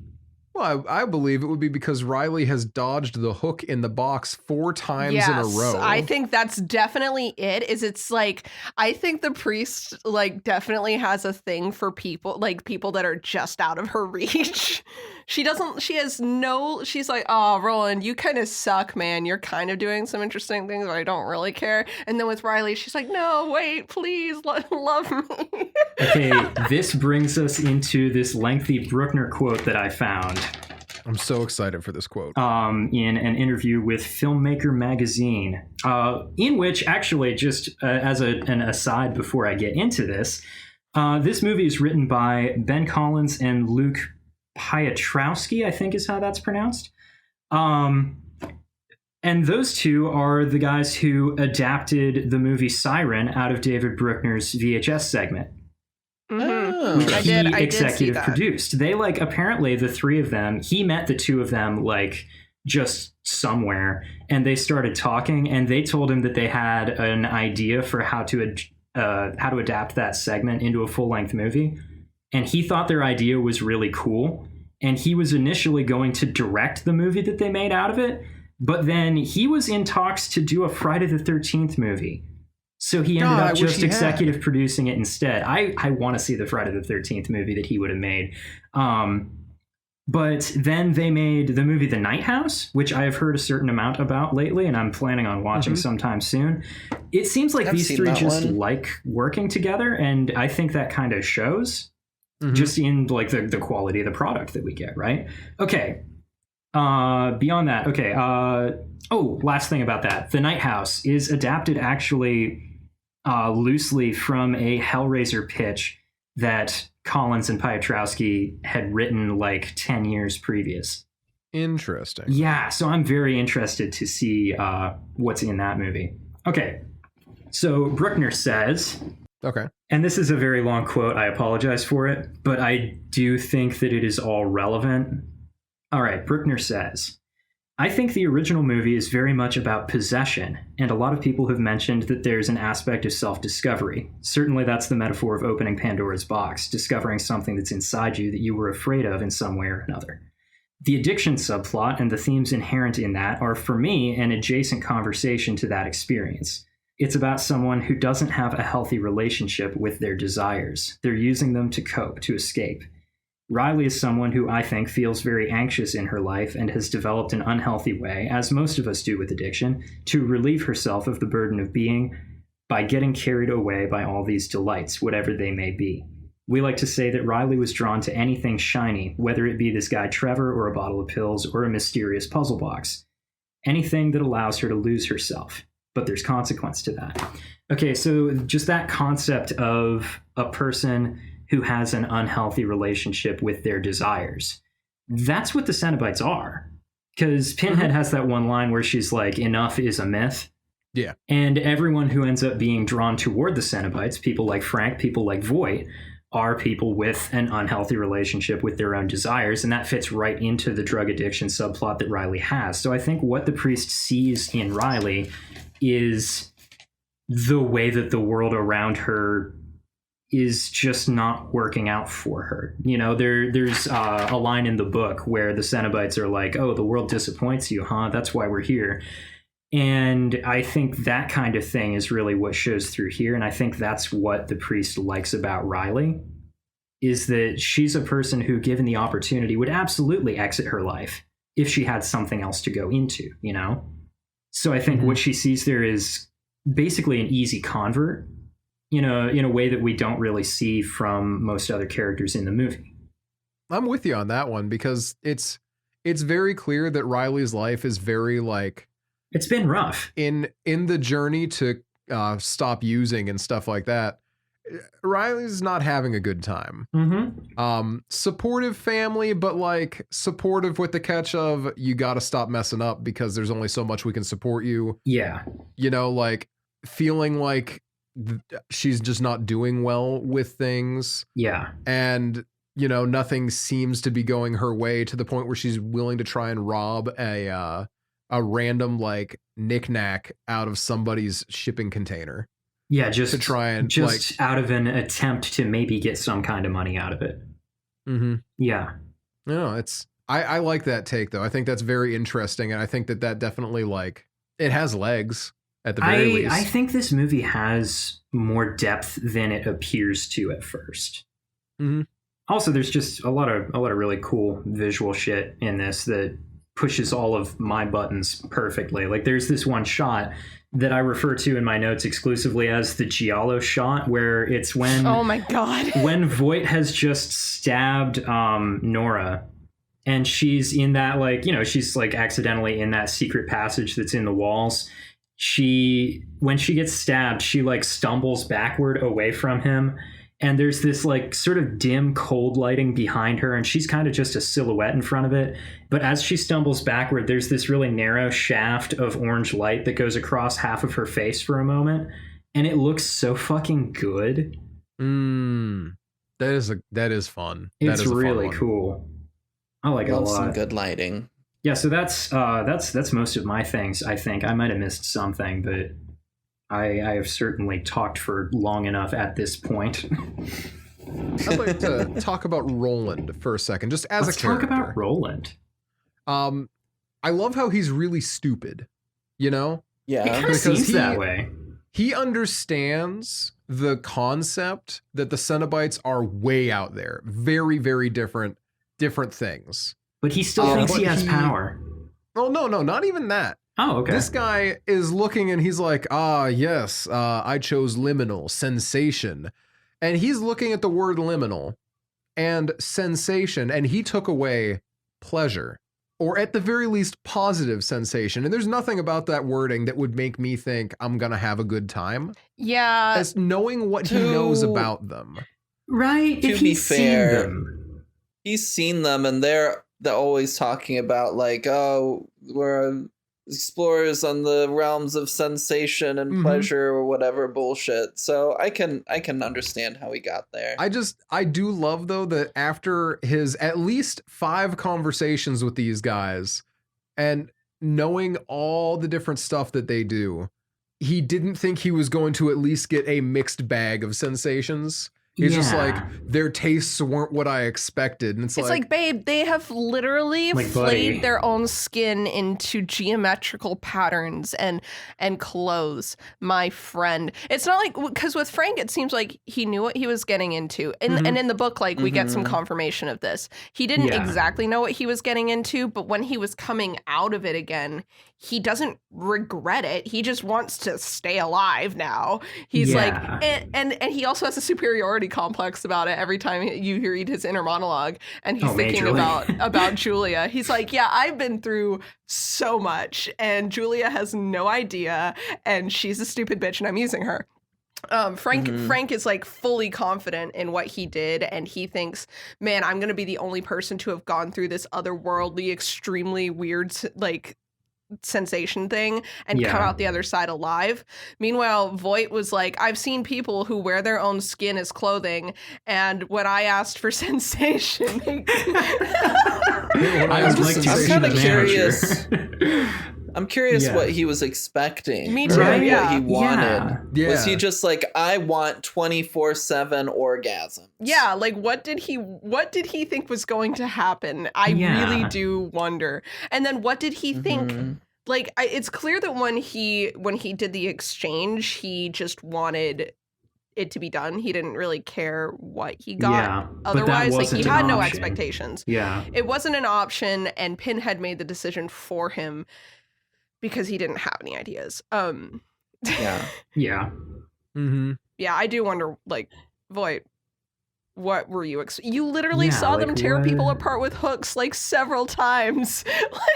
like he's did he think that only happened to people who got marked as sacrifices, or like, did he not realize it's kind of the same treatment for everybody? I'm gonna guess that he looked and he's like, all right, I marked these as sacrifices. This is just old school blood sacrifice for benefits for me. Treats for me, please. Thank you. Yeah. I think it's interesting because he and Riley saw the same things happen and came away with entirely different conclusions. And Riley did have the benefit of seeing what happened to Voight, I will say. But like, he had like even without notebooks full of information about them, which is something that I was seen telling them enough Noah to sketch these perfect pictures of them. Oh my God. Like, come on. I was telling Noah, I was like, Pinhead is so impatient about like Riley finishing this shit. Do you think she was standing behind Voight while he was writing in the notebooks, and the she whole was time like, just like, do you really need to write all of this down? She's like, it's not Who's that gonna deep. read this, dude? Like, I'm just picturing Chatter like laying on a couch Oh yeah, being like draw me like one of your French girls. Yeah. Can I say something about the visuals in this movie? No, that's my department. You're not allowed. Okay. That's fine. Yes. I really love. I will say I miss the leather a lot, but one thing that I really love is how consistent the kind of Art Deco geometric stuff is. I fucking love it so much. It all kind of stems because the box is so intricate, but it's so sharp. Yeah. And geometrical, and like there's a lot of straight lines and angles, and they take that and they apply it to everything else in the movie. The mechanics are all that same like gold. His mechanics have the like kind of geometric stuff to them. Yeah, they're all put together the same way. The body modifications are all symmetrical in nature.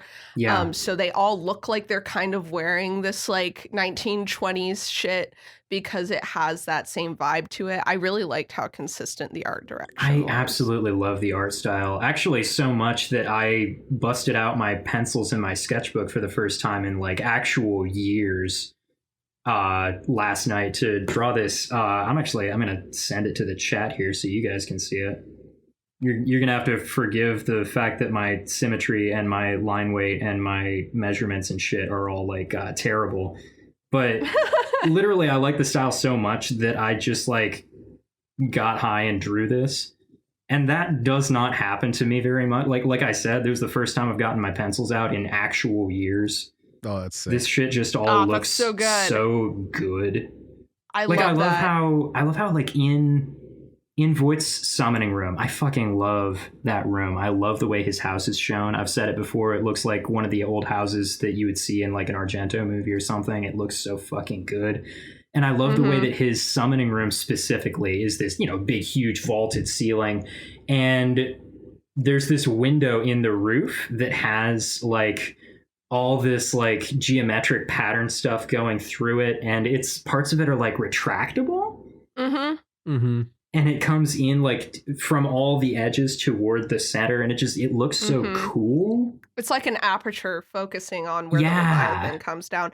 It's so and he's cool got it in a couple different shapes as well, because we see it like 3 different ways over the course of the movie. It's so cool.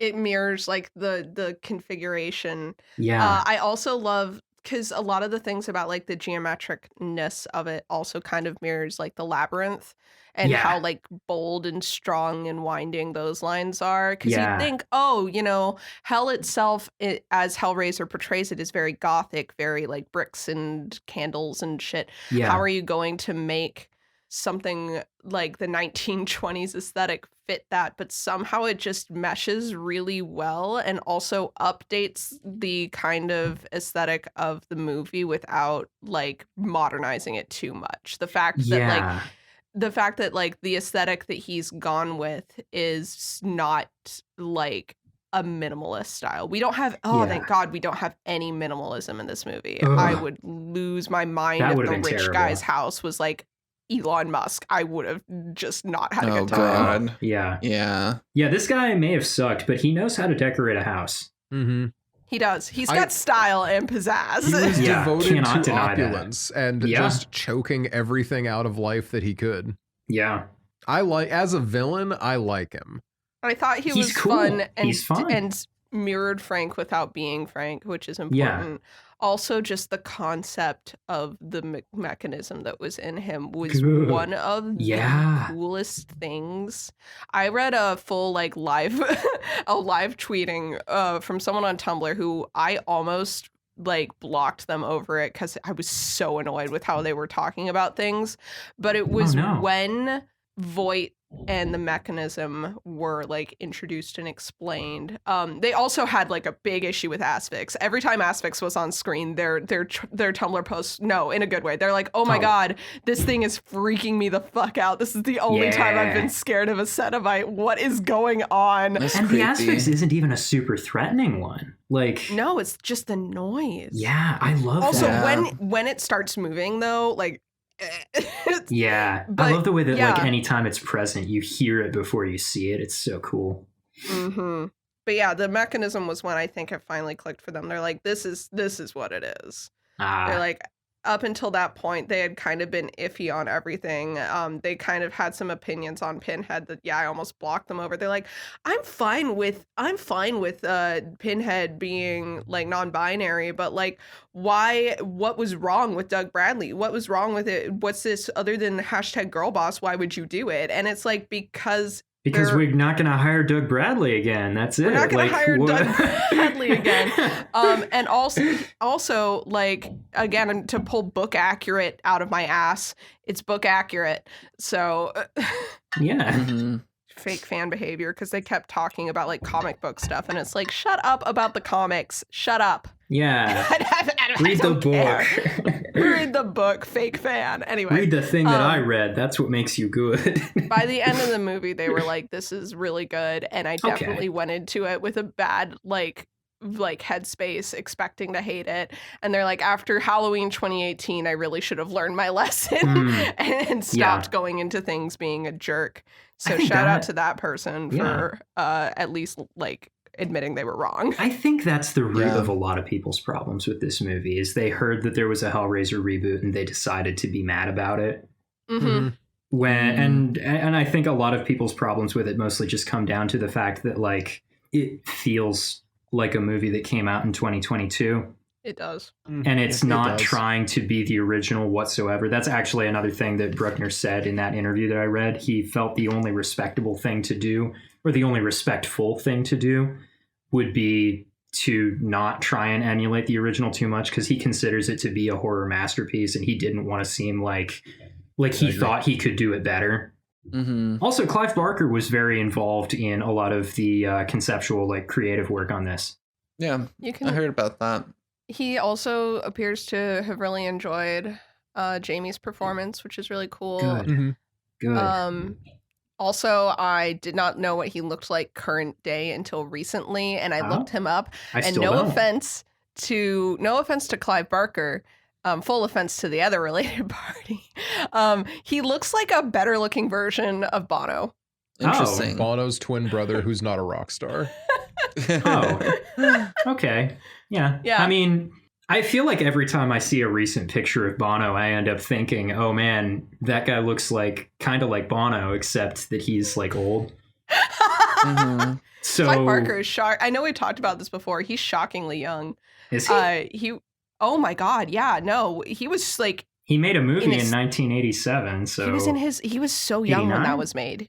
Yeah. He was how old was he when he did the original Hellraiser? He was like early 30s, I think. Oh. Yeah, to me, to be making a movie like that, that's like super duper young in my head. And especially with the absolute lack of movie making experience that he had at the time that he made that movie. Mm-hmm. And given how old all the other creators from that time are, like Stephen King and stuff, and that's kind of my metric for like, oh, the people who made the horror movies in the 80s are either super old or dead, and then Clive Barker is not. Good for him.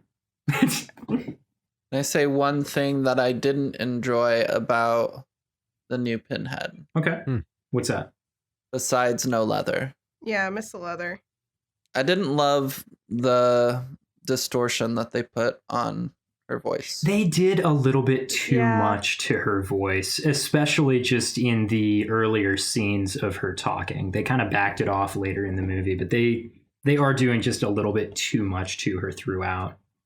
Yeah. I don't think it's needed. I know they do it to I noticed they did it to the other Cenobites. They did it to everybody. Yeah, they did it to all of them, so it's kind of just a Cenobite thing, but... And I don't really love it because... Oh, go ahead. I liked it. Ah, you loser!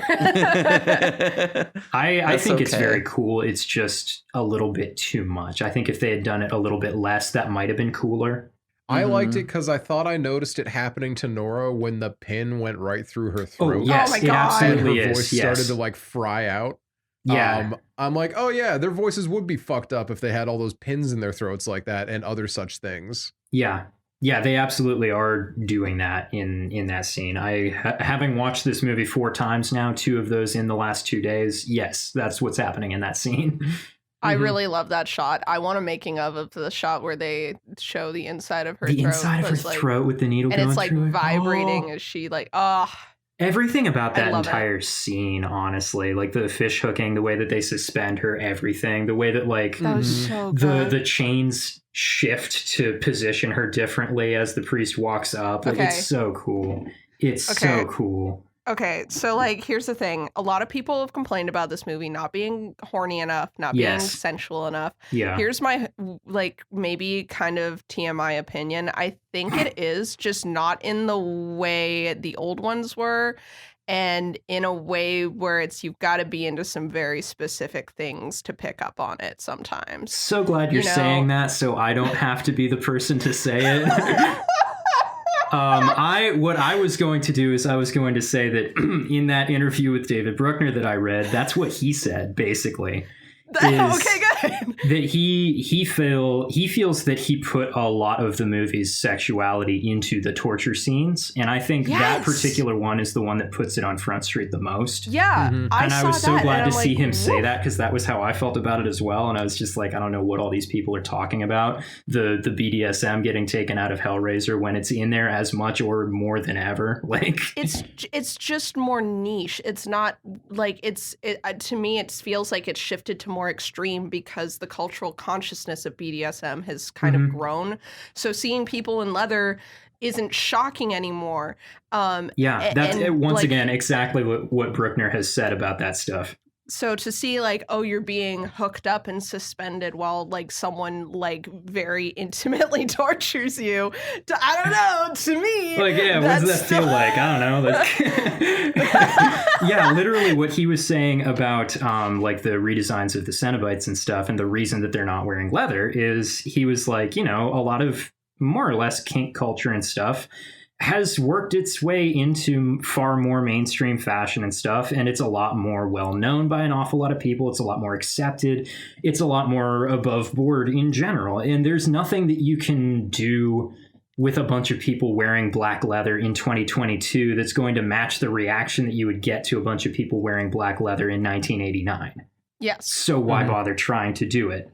Just lean. Right. He decided to just lean harder on the body modification aspect, because that's, to him, the thing that can get that same kind of like more visceral, this is fucked up kind of reaction from people looking at it initially. I miss the leather, but I understand why it's not there. And then it's the same thing with kind of like Pinhead interacting with people more, and the way that she talks to people is very again on into me, just it's more subtle maybe, but it's very commanding. Again, when she tilts Voight's head up, when the way that she says enough is a myth, she is like owning it. Yeah. And it's like that kind of just like taking control of the situation.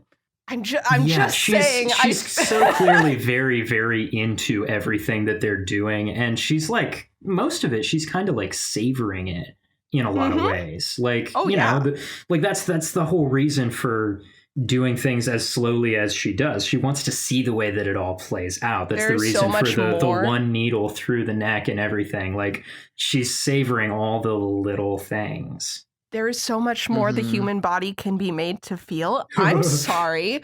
I just like, there is like that carnal like passion in a lot of the other Cenobites. Yeah. But with Pinhead, she is in control. I don't know what people think domination means. Right. But that is what she's doing in her scenes. And she says as much to Voight. She says, our power lies in dominance, in the sovereignty of anguish. Like, that scene is just her being like, oh, of course you're not enjoying this. You want to be a Dom. Okay. Well, Yeah, we're just going literally. to send you to Dom school and flip the giant Dom switch. And Literally. Yeah, but no, that's definitely how I feel about that critique, is like, maybe maybe this isn't horny for you. And that's okay. yeah. That's fine. Like the one criticism that I saw from somebody on Twitter that made me so unreasonably goddamn angry was somebody tweeted, the new Hellraiser reeks of missionary. And I am so fucking angry at the person who said that. If I ever see them, it's on site. I'm just gonna like hit them with my car or something. I don't even know what they look like. I don't care. That just made me so angry because it's just so wrong. And you know what it is? It's because the main characters only have normal chill sex. Oh, that's what they're judging it off of. And they communicate with each other during. Oh God! Oh no! I actually really liked that in that earlier sex scene because, like, I've only seen a handful of sex scenes in movies where there's actual communication between the people, and it's just nice to see, you know. It is because it's just more realistic. Okay. Yeah. We got to do Noah's notes. Right. Just final note on that. Kirsty, the final girl from the original Hellraiser movie. Yes. Doesn't have sex in that movie at all. No, she doesn't. No. So what a prude. It's not as though our main character is less horny than our original main character, if you consider Kirsty to be the main character of that one, which she's like, you know, sort of. She's definitely more main character in the first movie is a 3-way split between Frank, Julia, and Kirsty, I would say. Yes. So, like, that's because they're the 3 POV characters we get in the book. Yeah. Okay. All right, moving on. Finally. Before we get into Noah's notes, I want to make a completely superficial observation. Yeah. I love how this movie went back to the original Hellraiser staple of the main character just having, main character again in quotes, the wildest curly hair. Oh my gosh, Rye's hair is gorgeous. Also, absolutely. She's gorgeous. Yeah. But also. Her hair is so I like good. her. I like her performance in this movie. I think she does really well. I like the way they styled her. Her in this movie and then Emerald in Nope are two of my favorite costuming for a character's personalities I've seen in movies recently.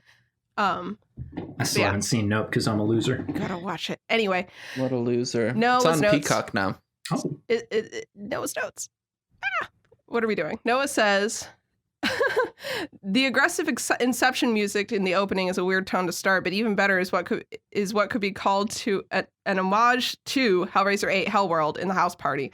I can't believe fantastic. We got a Hellworld callback. Yeah, ridiculous. Oh, also just the mansion party song in the early part of this movie in the opening is very neat. The way it opens up with that very sort of I don't know, gothic romantic sounding kind of piano piece, but then suddenly just this rumbling bass kicks in under it with this trap hi-hat beat.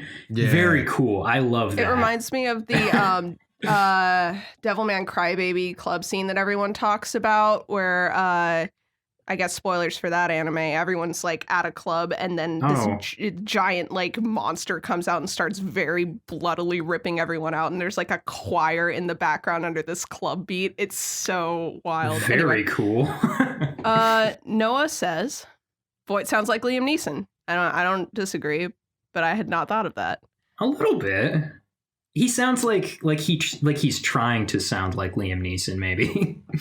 Noah says, "Hey Matt, the fuck is that who hooks up with someone from a 12-step program comment?" I feel like we have seen a couple examples of this in media of don't hook up with someone you meet through your recovery program. Dexter. But Breaking Bad. That's what I was just thinking of. It's not a good idea. You shouldn't do it. I am on Matt's side here. It's you meet each other, you both know each other's weaknesses in this very specific way. It's a weird power dynamic. I do like how it comes out later and Trevor trying to go through the 12-step shit, and she's like, shut the fuck up. Yeah, we're not in a meeting right now. And he's just well, excuse me. Noah says, no, don't take the ground pills. Yeah, I was in the first time I watched this movie and she dropped the pill. She threw the pills down. I was like, yeah, go Ryan. I'm so proud of you. And then she goes back for them and I'm like, no, don't do it. Yeah. I felt so bad for her. This movie follows her through some really weak moments. And I feel like a lot of people are not as empathetic toward her for that as they ought to be. Because something that I've seen people criticize this movie for is that they're tired of the addict who nobody believes trope. Yeah, I feel really bad for her. It makes me root for her, but it makes me feel way less bad for her friends when they bite it, especially Matt. I have been in the position of like being friends with people who struggle with addiction, and I understand how frustrating it is to watch people who are making progress like backslide, but something that they teach you is that relapse is part of progression. Like that is not, does not, because you relapse does not make you suddenly a failure at your recovery. It's still just another step in that. I just do not like how Matt handles it at all. It just, oh my God, specifically him. I could not care less that he died, and I felt bad for Colin and Riley that they cared so much. I'm like, I care about this because you guys care about this, but I did not like Matt. I like Nora more because Nora seemed more empathetic with the when Trevor's like, you want something to drink, and she's like, are you kidding? Like she's the one who's the least connected to Riley's situation as well, because she's just the roommate. She's not Riley's brother. She's not dating Riley's brother. She has no like social anything other than like, if you live with these people, you want to not be a dick to them. But she, like beyond that, she's got no real social requirement to be understanding, but she is shown to be one of the most understanding of Riley's situation. Felt really bad for her. I did too. I liked Nora. I liked how she died too. That was one of my favorite death scenes. It's so cool. It's so cool.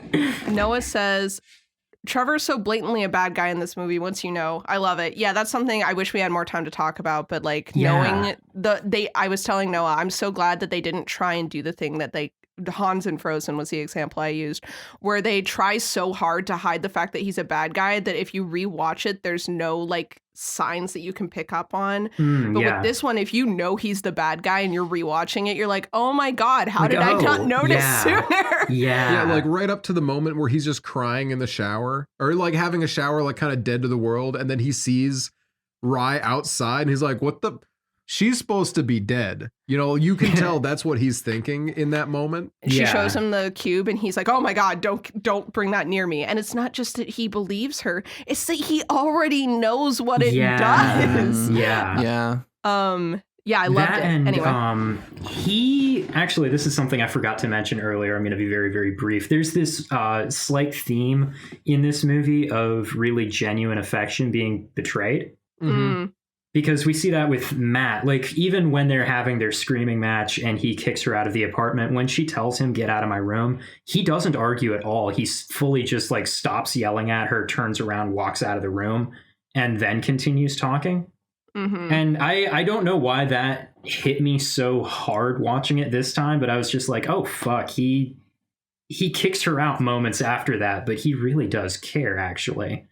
And then that caring is accidentally betrayed by him getting sacrificed to the Cenobites. Meanwhile, we have Trevor, who is dating Riley for the express reason of sacrificing her to the Cenobites. He is a real bona fide piece of shit. And Riley, over the course of the movie, gets to really actually care about him, which makes the betrayal sting even more. Very. I thought that was actually pretty well played out. I thought that was very cool. Yeah. Anyways, sorry. No, you're good. We gotta rush through this. I'm trying to pick out good longer. Ones. Yeah, come on, Jeff. Sorry. What does this mean, Noah? Who are you talking about here? Rip to my boy, Chat. Oh, I thought you meant like F in the chat. You were calling Chatterer Chat for short. I see. Oh, he's got a nickname for his little guy. That's so cute. A lot of this Noah's already talked about, so that's good at least. Noah says Roland's straightening himself out like this is a business meeting he's incredibly displeased about. Yeah, he like straightens up and he does his little suit shimmy. Oh my God. Yeah. He's such sharks. Today. That's very much what it is. You put a giant box into my chest to pull on my nerves, and for that reason, I am out.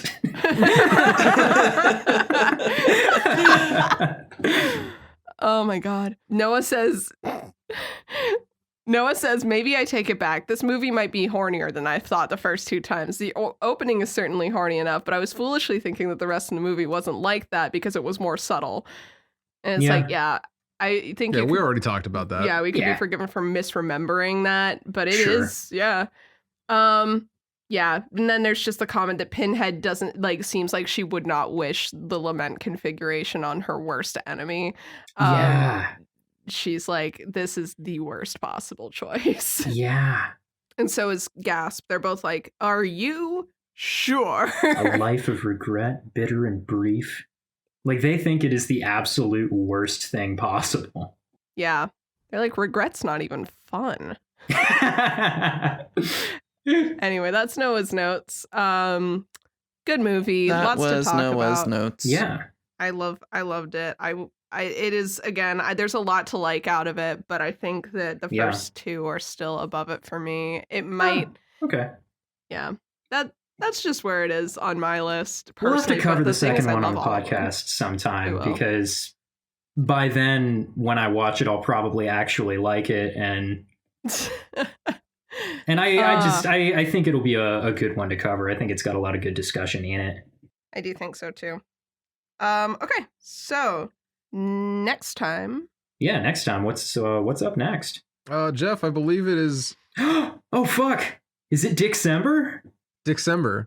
It's Dicksember. Oh shit! We're watching Rare Exports. Oh. There's only one movie in Dicksember with dicks in it, but it has them. It's got enough for the entire month. It's a month's supply of dick. I'm so excited for my month's supply of dick. We had a good amount of dick in this one, but I'm excited for more. Well, none of these ones explode or get ripped in half. So, you know. Okay, well, I'll live. What they lack in quality, they make up in quantity.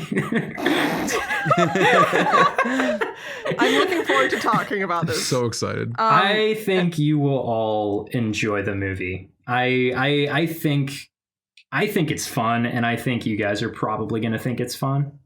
Just as a warning, though, it is Finnish, so you got to watch the dub, or not the dub, the sub. Okay, I'm not aware of a dub for this one, so sweet.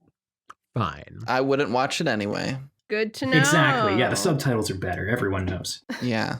Okay. Yeah. Blood Glacier taught me that. Jesus Christ, the dub on Blood Glacier is the worst dub I have ever heard of anything. But Noah, who are you and where can we find you? I'm Noah, and in the death of Twitter, as it's slow croaking gasps, you can find me pretty much everywhere as Bubba the Bad. Anywhere that I do things on, BUBBADABAD. I made a Hive account at the beginning of recording. I don't know how to use Hive, but it looks a lot like Twitter with harder to navigate trends. So we'll see how I'm somewhere. I'm on Tumblr again. I made a shit post about Jason discovering internet pornography I think is really funny.